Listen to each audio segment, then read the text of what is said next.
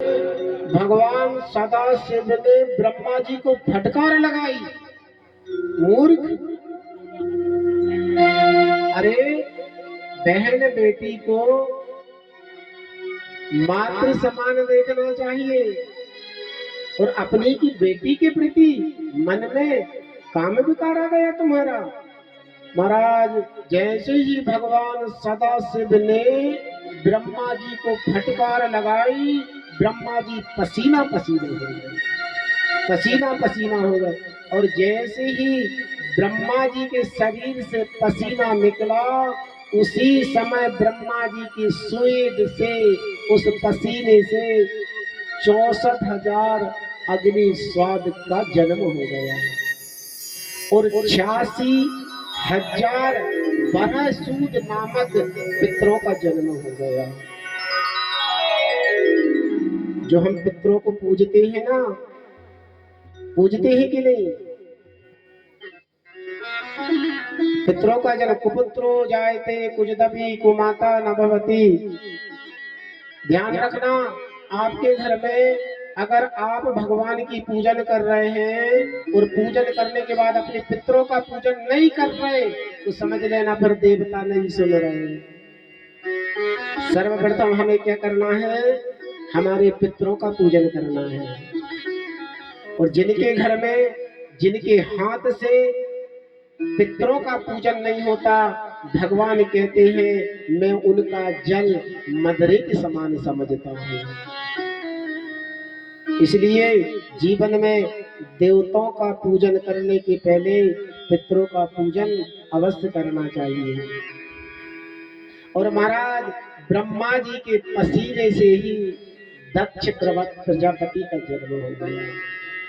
और जैसे ही सदाशिव ने जब फटकार लगाई, तो दक्ष के स्वेद से, क्योंकि दक्ष प्रजापति भी पसीने पसीना हो गए, तो दक्ष के स्वेद से रति का जन्म हो गया।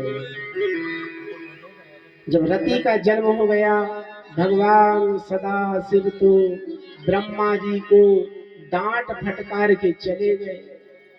ब्रह्मा जी के मन में क्रोध आया, मेरे मन में काम विकार कैसे उत्पन्न हो गया।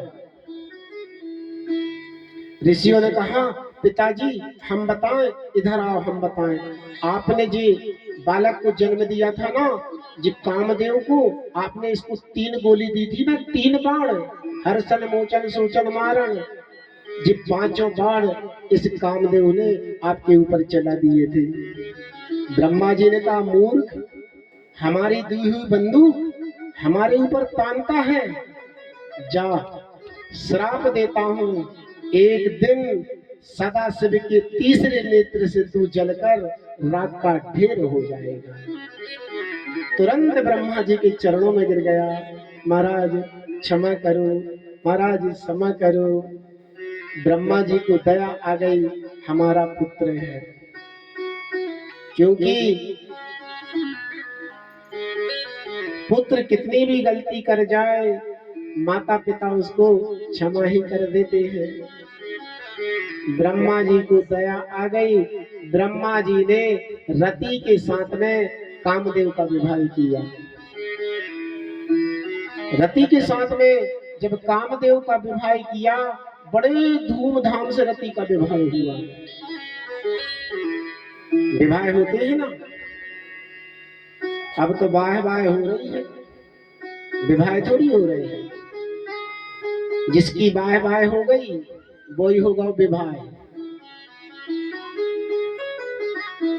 खूब धूमधाम के साथ में ब्रह्मा जी ने रति का विवाह कामदेव के साथ में संपन्न कर दिया। इधर संध्या देवी को बड़ा पश्चाताप हुआ, विचार करने लगी कि मैं कितनी अभागिनी हूँ, मेरे जन्म लेते हुए मेरे भाई, मेरे पिता के मन में काम विकार उत्पन्न हो गया। इसलिए अब मैं प्रण करती हूँ कि मैं अपने इस शरीर को अग्नि में जलाकर राख कर दूंगी।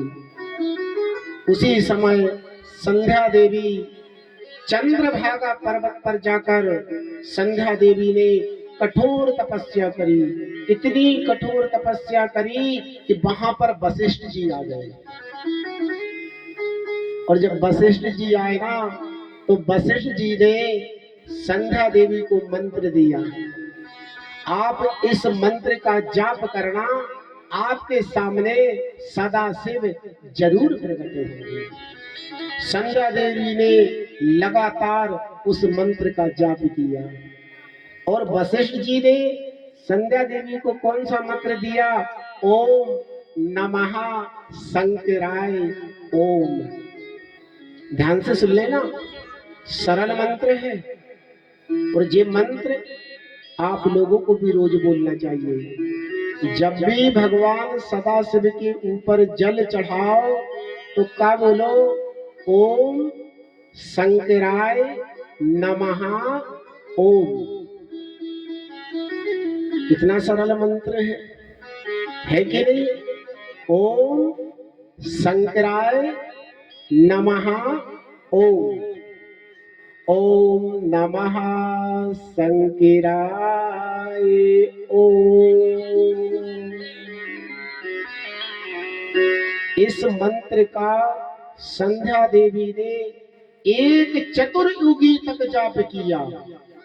आप चतुर्युगी समझते हैं? मतलब एक चतुर्युगी, जब चतुर्युगी जब 4 सतयुग, त्रेता, द्वापर, कलयुग जब बीत जाते हैं ना, उसको बोलते हैं एक चतुर्युगी। इतनी कठोर तपस्या स्यातई है किसी ऋषि ने या किसी देवता ने या किसी स्त्री ने ऐसी कठोर तपस्या की हो, लेकिन आज संध्या देवी ने कठोर तपस्या करी और दिन रात इसी मंत्र का जाप किया, ओम नमः शंकराय ओम। इससे भगवान सदाशिव तुरंत संध्या देवी के सामने प्रकट हो गए। और जैसे ही संध्या देवी के सामने भगवान सदाशिव प्रकट भय हैं, संध्या देवी हाथ जोड़ के खड़ी हो गई भगवान के सामने। संध्या देवी के सामने भगवान प्रकट है। मंद मंद भगवान सदाशिव मुस्कुरा रहे हैं। संध्या देवी ने कहा, प्रभु मैं आपसे एक वरदान मांगना चाहती हूँ। भगवान शंकर ने कहा, मांगिए, जो तुम मांगोगी तुम्हें मांगने में देर लगेगी, मुझे देने में देर नहीं लगेगी। तो संध्या देवी ने कहा, प्रभु पहला वरदान मुझे दे दिए कि जन्म लेते हुए भी किसी भी प्राणी के मन में काम विकार उत्पन्न ना हो। पहला वरदान मुझे देना। देखो, अरे इस चरित्र को सुनो, संध्या देवी के चरित्र को, जिनने जिस सृष्टि का पूरा नियम बदल दिया। उस संध्या देवी ने भगवान सदाशिव से वरदान मांगा कि पहला वरदान मुझे दीजिए कि जन्म लेते हुए भी किसी प्राणी के मन में काम विकार उत्पन्न नहीं होना चाहिए, क्योंकि मैं इतनी अभागिनी हूँ कि मेरे जन्म लेते हुए मेरे पिता के मन में मेरे प्रति काम विकार उत्पन्न हो गया। इसलिए हे भोलेनाथ, हे सदाशिव, अगर देना है तो यही वरदान दीजिए, क्योंकि मुझे बड़ा पश्चाताप हो रहा है, मैं कितनी अभागिनी नारी हूँ। इसलिए जन्म लेते हुए किसी भी प्राणी के मन में काम विकार नहीं होना चाहिए। भगवान सदाशिव ने कहा, एवमस्तु। उसी समय भगवान ने जीवों के 4 भाग किए। 4 भाग किए। भगवान सदाशिव ने कहा, आज से मैं जीवों के 4 भाग में परिवर्तित करता हूँ। सहस्वभाव, कुम्हार भाव, उबन भाव और वर्दिक भाव। ये भगवान सदाशिव ने मानव को कर दिया। तो सहस्वभाव और कुमार भाव में काम विकार किसी के ऊपर नहीं आएगा। सहस्वभाव और कुमार भाव, इन छोटे छोटे बच्चों के मन में कभी काम विकार उत्पन्न नहीं होगा। संध्या देवी ने कहा, प्रभु मुझे दूसरा वरदान दीजिए, दूसरा वरदान मुझे दीजिए कि मेरे समान नारी तीनों लोकों में ना होए। भगवान ने कहा, एवमस्तु, तुम्हारे समान सुंदर, तुम्हारे समान चरित्रवान नारी आज तक तीनों लोकों में नहीं रहेगी। संध्या देवी ने कहा, प्रभु अब मैं क्या करूं? उसी समय भगवान सदाशिव ने कहा, आप जाइए चंद्रभागा पर्वत पर, और चंद्रभागा पर्वत पे जाकर मेघातिथि वहां पर यज्ञ कर रहे हैं, और उस यज्ञ में जाके तुम अपने इस पंच भौतिक शरीर का परित्याग कर दो। महाराज, संध्या देवी ने कहा, कौन अपना यज्ञ आपावन करेगा और मुझे कौन अपने यज्ञ में कूदने देगा? भगवान सदाशिव ने कहा, देवी तुम जाओ, तुम्हें कोई नहीं देख पाएगा, इसलिए तुम जाओ और उस यज्ञ में अपने पंच भौतिक शरीर का परित्याग कर दो। जैसे ही चंद्रभागा पर्वत पर मेघातिथि जब यज्ञ कर रहे थे, उसी समय संध्या देवी आई और संध्या देवी उस यज्ञ में कूद गई, और जैसे ही उस यज्ञ में कूदी है तो एक भाग से प्रातः संध्या, दूसरे भाग से मध्याह्न संध्या और शयन संध्या का जन्म हो गया। एक भाग से कौन कौन सी संध्या का जन्म हो गया? प्रातः संध्या, मध्याह्न संध्या और सायं संध्या। तो ध्यान रखना, कभी भी जीवन में प्रातः संध्या में मन में काम विकार नहीं लाना चाहिए, मध्याह्न संध्या में काम विकार नहीं लाना चाहिए, और शयन संध्या में काम विकार नहीं लाना चाहिए। इन तीनों संध्याओं में भगवान का पूजन करना चाहिए मानव को। बोलते ना, प्रातः संध्या और मध्याह्न संध्या और सायं संध्या। भाई, हमारे पास सुबेरे जब हो रहा है, हम सुबेरे भगवान का पूजन करें, उसको संध्या बोलते हैं। प्रातः संध्या भगवान का स्मरण करना चाहिए, मध्याह्न संध्या में भगवान का स्मरण करना चाहिए। फिर शाम के टाइम जब सूर्य अस्त होने जाता है ना, उस समय जब सूर्य उदय होता है तब अपन उसको बोलते हैं सूर्य उदय, और जब अस्त होता है तो उस समय अरुणोदय बेला रहती है, लालामी छा जाती है सब जगह, देखना है आप। तो उस समय पे भी भगवान का हमें चिंतन करना चाहिए। और दूसरे भाग से उस यज्ञ में से ही एक कन्या का जन्म हो गया, जिसका नाम रखा गया अरुंधति देवी। अरुंधति, इनका जन्म हो गया उसी यज्ञ से।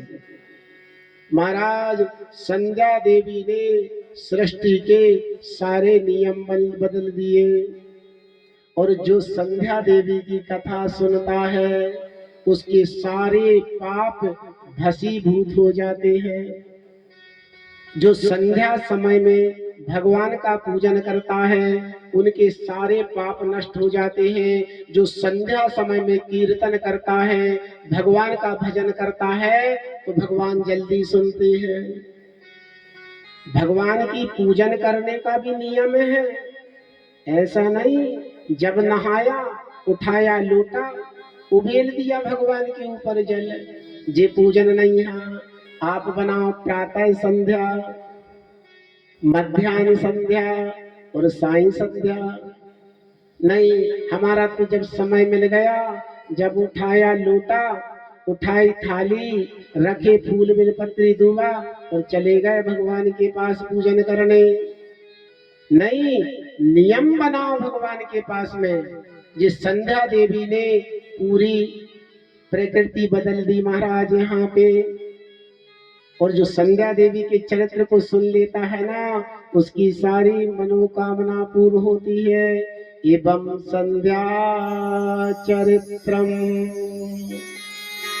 देखत तम मुनि सत्तमं पवित्रम परमं दिव्यम सर्वकाम फलप्रदम। जो संध्या देवी के चरित्र को सुन लेता है ना, उसकी सारी मनोकामना पूर्ण हो जाती है। बड़ा पावन चरित्र है संध्या देवी का, इसलिए इस चरित्र को अवश्य सुनना चाहिए।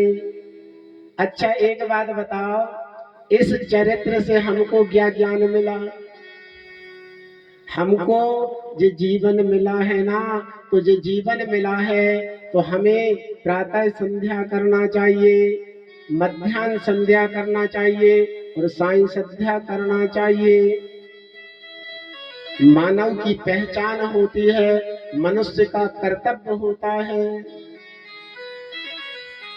आप देखना, हम किसकी संतान हैं? जब ब्रह्मा जी ने जन्म दिया था, मनूनाम मनुष्यानाम, हम मनु महाराज की संतान हैं।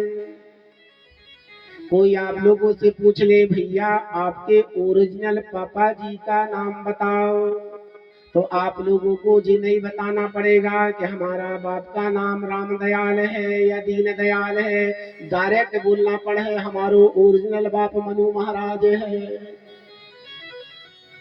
भाई हम जो मानव जन्मे हैं ना, हमारे ओरिजिनल पिताजी कौन है? मनुष्य, मनु महाराज। तब तो हमें मनुष्य बोलते हैं। लेकिन ब्रह्मा जी भी वहां से खोपड़ी घुमाते हैं कि हमने इनको बनाया।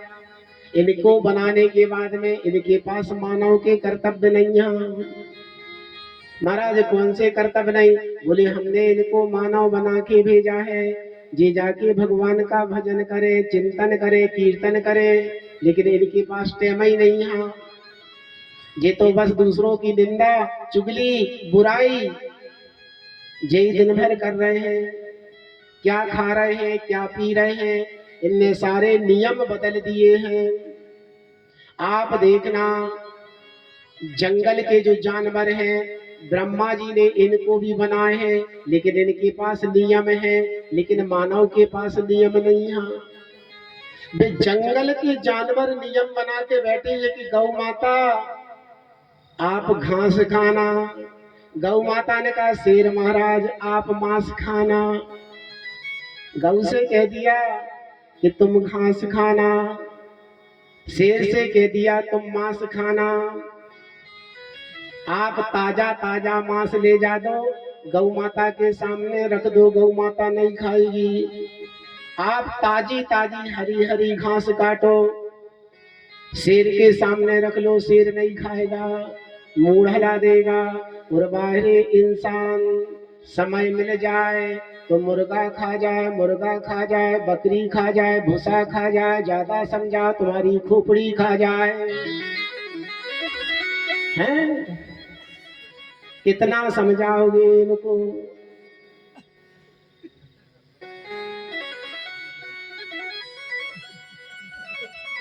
कितना समझाओगे इनको? इसलिए भैया जो नियम सृष्टि में बने हैं ना, उन नियमों को हमको पालन करते रहना चाहिए। उन नियम को हमको बना के रखना चाहिए। कभी किसी जीव की हिंसा नहीं करना चाहिए। आज हमें इस कथा से ये ज्ञान प्राप्त हुआ कि आज संध्या देवी ने सृष्टि बदल दी।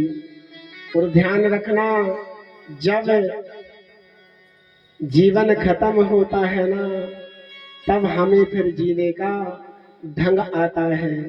और जब समय निकल जाता है ना, फिर हाथ में क्या रहता है? पश्चाताप रहता है।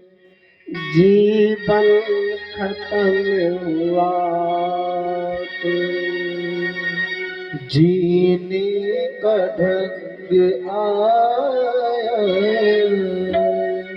जीवन खत्म हुआ तो जीने का ढंग आया, जीवन खत्म हुआ तो जीने का ढंग आया, जीवन खत्म हुआ तो जीने का ढंग आया, जीवन खत्म हुआ तो जीने का ढंग आया, जीवन खत्म हुआ तो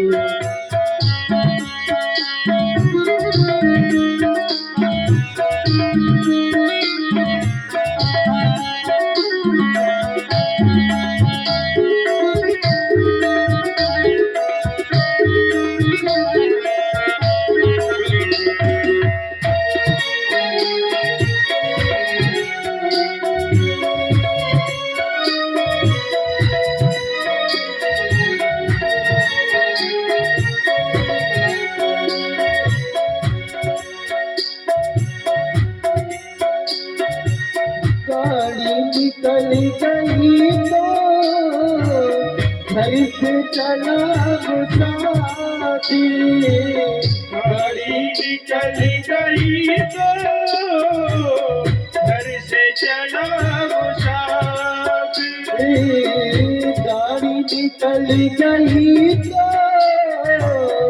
घर से चला मुसाफिर,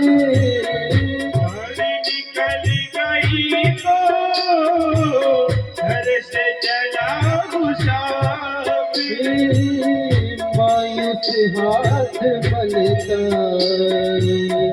मायूस हाथ मलता, वापिस बेरंग आया, जीवन खत्म हुआ तो जीने का ढंग आया, जीवन खत्म हुआ तो जीने का ढंग आया,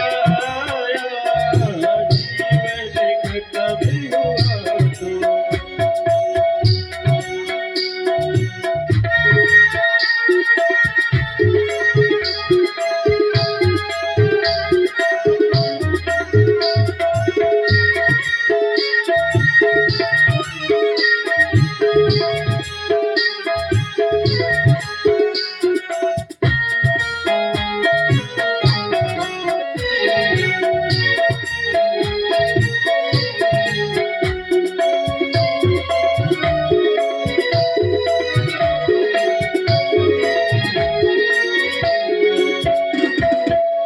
मन की मशीनरी ने सब ठीक चलना सीखा, मन की मशीनरी ने सब ठीक चलना सीखा, सब बूढ़े तन के हरे के, सब बूढ़े तन के हरे के, मुझे में लग आया, जीवन खत्म हुआ तो जीने का ढंग आया, जीवन खत्म हुआ।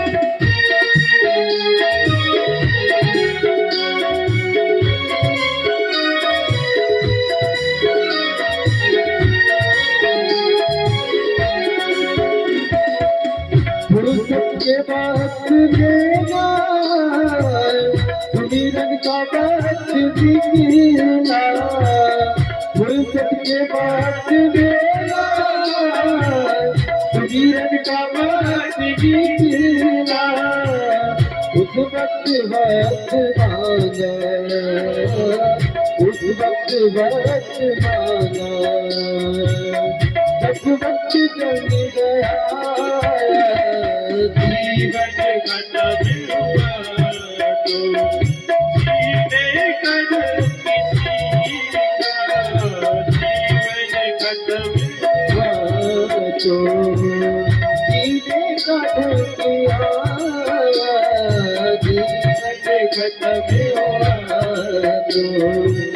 जीने का डर के आया, जीवन खत्म हुआ।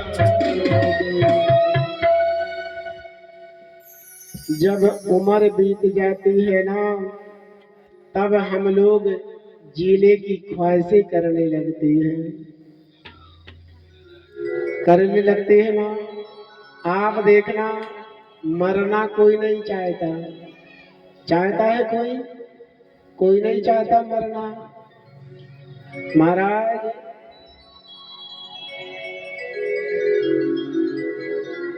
कब्र में पांव लटक रहे हैं, लेकिन फिर भी आदमी के प्राण नहीं निकल रहे हैं।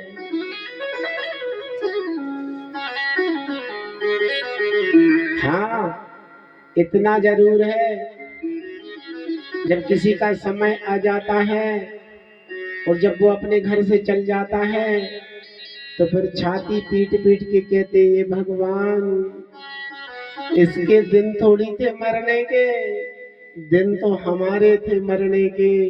अरे इसको क्यों उठा लिया, हमको क्यों नहीं उठा लिया। भैया, जब हमारा समय आएगा ना, तो हमको भी भगवान उठा लेंगे, लेकिन उठाएंगे कब? कब उठाएंगे? जब हमारे कर्म रहेंगे। नहीं तो यही स्वर्ग है और यही नरक है। अलग से थोड़ी कोई स्वर्ग बनाया है कि हम सोने की नशीनी पे बैठ के स्वर्ग चले जाएंगे। नहीं, स्वर्ग भी यही है और नरक भी यही है। इधर ब्रह्मा जी के मन में बड़ा क्रोध आया, भोले बाबा ने मेरा अपमान कर दिया। भोले बाबा ने, साधु संत महात्मा मेरे बच्चों के सामने मुझे डांट फटकार लगा दी। मैं भी संकल्प करता हूँ, जब तक भोलेनाथ के मन में काम विकार उत्पन्न नहीं कर दूंगा, चैन से नहीं बैठूंगा। ब्रह्मा जी ने संकल्प कर लिया। उसी समय जब ब्रह्मा जी ने संकल्प किया कि मैं शिव जी के मन में, अरे शिव जी तो महायोगी है, इनके मन में काम विकार उत्पन्न करना मतलब लोहे के चना चबाने समान है। शिव जी जन्म जन्मांतरों से योगी है, इनके मन में काम विकार कैसे उत्पन्न हो सकता है। उसी समय ब्रह्मा जी ने कामदेव को बुलाया, जाओ बाबा के मन में काम विकार उत्पन्न करो।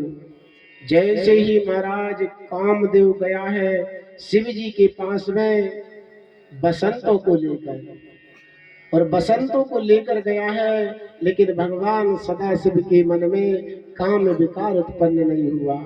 तुझे घबराने लगा, जोर जोर से सांस लेने लगा। उसी समय मार गणों की उत्पत्ति हो गई। जे मार गणों को ब्रह्मा जी ने पहुंचाया शिव जी के पास में, जाओ तुम शिव जी की समाधि भंग करो। जे मार नाम के जो गढ़ गए और भगवान सदाशिव की समाधि भंग करने के लिए गए, लेकिन कुछ नहीं कर पाए। उसी समय भगवान नारायण, भगवान विष्णु साक्षात वहां पर प्रकट हो गए। भगवान विष्णु ने कहा कि शिव जी के मन में काम विकार करना, काम विकार उत्पन्न करना, ये किसी के बस की बात नहीं है। भगवान ने कहा, हे ब्रह्मदेव, इनके मन में काम विकार उत्पन्न नहीं हो सकता। भगवान नारायण ने कहा, अगर शिव जी के मन में काम विकार उत्पन्न करना चाहते हो तो सिर्फ एक ही काम कर लो। बोले कौन सा काम कर लो? बोले भगवती साक्षाती अर्धांगिनी बन जाए इनकी, तो शिव जी के मन में काम विकार उत्पन्न हो सकता है। और भगवती अगर प्रसन्न हो के वरदान दे दे कि मैं भगवान सदा शिव के साथ में विवाह करूंगी, तो शिव जी के मन में काम विकार उत्पन्न हो जाएगा। अन्य किसी प्रकार से भी भगवान सदाशिव के मन में काम विकार उत्पन्न करना मुश्किल है। ब्रह्मा जी ने कहा, नारायण शांताकारं भुजगशयनं पद्मनाभं सुरेश्वरं विश्वाधारं गगनसदृशं मेघवर्णं शुभांगं लक्ष्मीकांत कमलनयनम। भगवान सदाशिव जी नारायण जो है ना, जी भगवान सदाशिव को रोज 300 फूल अर्पण करते हैं। 3 गुलाब के फूल अर्पण करते हैं रोज। एक दिन एक फूल कम पड़ गया, उसी समय भगवान ने अपना एक नेत्र निकाल के भगवान सदाशिव के ऊपर चढ़ा दिया। इसलिए भगवान का एक नाम हो गया पुंडरीकाक्षम। इतने अनंत भक्त हैं जी, एक दूसरे के सेवक हैं, एक दूसरे के उपासक हैं। उसी समय ब्रह्मा जी ने देवी भगवती की आराधना करी, और देवी भगवती की जब आराधना करी ना, तो उसी समय आस्तुति करके भगवान नारायण ने और ब्रह्मा जी ने भगवती की आस्तुति करी। आई सतखंड विखंडित रुंड वितुंडित सुंड गजाधिपते विभु गज गंध विदारण चंद पराक्रम सुंदरदाधिपते निज भुज दंड निपातित खंड निपातित मोल बड़ाधिपते। जय जय हे महिषासुरमर्दिनी ब्रह्मकपर्दिनी शैलसुते। मैया ब्रह्मकपर्दिनी शैलसुते। आई सतखंड विखंडित रुंड वितुंडित सुंड गजाधिपति। आराधना करी यहाँ भगवती की, उसी समय भगवती साक्षात वहां पर प्रकट हो गई। और जैसे ही भगवती वहां पर प्रकट भई है ना, देवताओं ने आस्तुति करी, और देवताओं ने आस्तुति करने के बाद में वरदान मांगा कि आप दक्ष कुमारी बन के प्रकट हो जाओ, और भगवान शंकर सदाशिव से आप विवाह कर लो। तब कहीं शिव जी के मन में काम विकार उत्पन्न हो सकता है। भगवती ने ब्रह्मा जी से कहा कि मैं शिव जी के मन में काम विकार उत्पन्न तो नहीं हो सकता, पर आप मेरे भक्त हो, आपने मेरी तपस्या करी है, तो मैं निश्चित रूप से वरदान देती हूँ कि मैं दक्ष नंदिनी बनकर अवश्य प्रकट होंगी। वरदान दे दिया महाराज, और भगवान सदाशिव के साथ में मैं विवाह करूंगी। इधर ब्रह्मा जी ने दक्ष को आज्ञा दी कि तुम जाओ भगवती की कठोर आराधना करो। उसी समय दक्ष ने जाके भगवती की आराधना करी। देवी भगवती प्रसन्न हो गई, और दक्ष ने वरदान मांगा कि आप हमारी बेटी बनके प्रकट हो जाओ। भगवती ने कहा, देखो मैं आपकी बेटी बनके तो प्रकट हो जाती हूँ, मगर मेरी एक शर्त है। बोले आपकी कौन सी शर्त है?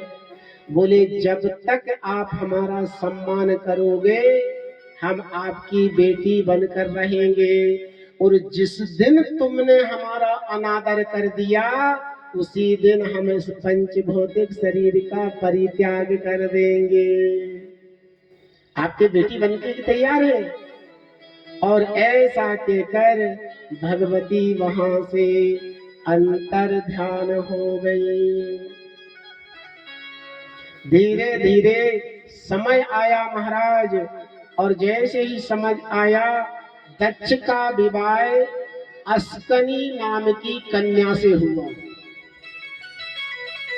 दक्ष प्रजापति जो थे ना, इनका विवाह अस्कनी नाम की कन्या से विवाह हुआ, जिनके यहाँ प्रारंभ में 10,000 पुत्रों का जन्म हुआ। कितने पुत्र? एक दो नहीं, दो चार नहीं, 10,000 पुत्रों को जन्म दिया। अब भैया इनका नाम क्या रखे? अब एक दो होते तो रिंकू मिंकू टिंकू रख देते। अब जो 10,000 है तो इनके नाम का रखे। तो महाराज इनका नाम रखा 10,000 बच्चों के जो नाम है ये हुए हरियस। ये 10,000 जो पुत्र है ना ये कहलाए हरियस। भाई एक दो थोड़ी है? हमारे घर में तो नाम रख लेते हैं, पंडित जी से नहीं पूछवाते। आजकल तो मर्जी के मालक बन गए हैं। बच्चा तो पेटई में है, भाभी जी गर्भवती है, देवर देवरानी नाम सोच रहे हैं। लड़का हुआ तो यश रखेंगे और लड़की भाई तो बीरा रखेंगे। काय सीरियल देख रहे हैं। एक जगह तो एक जजमान के घर में 3 लड़के हो गए। एक का नाम रख लिया उसने सुखनंजन, एक का नाम मनोरंजन, एक का दुखनंजन। अब चौथा भाव तो पंडित जी के पास गए। बधाई हो, पंडित जी ने कहा बच्चा हुआ है आपके घर में, पहला है। जजमान बोला नहीं महाराज 3 पहले के हैं। तो काका नाम रख लाओ। बोले एक का नाम सुखनंजन, एक का मनोरंजन, एक का दुखनंजन। तो पंडित जी ने कहा अब हमारी जरूरत नहीं है, इसका नाम रख लो लाल दंत मंजन। अब हमारी जरूरत नहीं है, इसका नाम रख लो आप लाल दंत मंजन। भैया पंडित जी से नाम रखा लो। कोई पंडित जी को तुम अपना घर नहीं दे दोगे, जायदाद नहीं दे दोगे, जमीन नहीं लिख दोगे। अरे 10 रुपया 15 रुपया 20 रुपये में आपका नाम, बच्चे का नाम संस्कार हो जाएगा। जब अस्कनी नाम की कन्या से विवाह हुआ ना, बड़ी सुंदर थी दक्ष की जो पत्नी। मरो बड़ी विडंबना है भैया। ब्राह्मण देवता आपके घर में आ जाते हैं, आप ब्राह्मण को बुला के लाते, पूरी रात शादी लगवाते हैं, विवाह करवाते, मंगलाचरण करवाते, मंत्र पढ़वाते हैं। और जब ब्राह्मण को दक्षिणा देने की बात आती है तो कहते हो इतने मांग रहे महाराज। हमारे जमाने में तो 100 रुपया में कथा होती थी, तुम्हें तो 100 रुपया दे रहे, बहुत नहीं दे रहे। तो वो समय 100 रुपया में 5 लीटर तेल जा। तो उस समय पे तो भैया एक काम करो, तुम मत दो दक्षिणा, 5 लीटर तेल दवा दो हमें। बाजे वाले को दे देंगे, फटाका वाले को दे देंगे, शहनाई वाले को दे देंगे। अरे महाराज इतना तो छोड़ो, ब्यूटी पार्लर वाले को दे देंगे। बा काली कलूटी लड़की को लाके रात भर के लिए श्री देवी बना देंगे, और सवेरे मौत होगी ना बच्चों की तो हो जाएगी। सवेरे जूगी तो गए 20,000 रुपया पानी में, सब पानी में चलेगा 20,000 रुपया। और 20,000 में महाराज को देने के लिए ब्राह्मण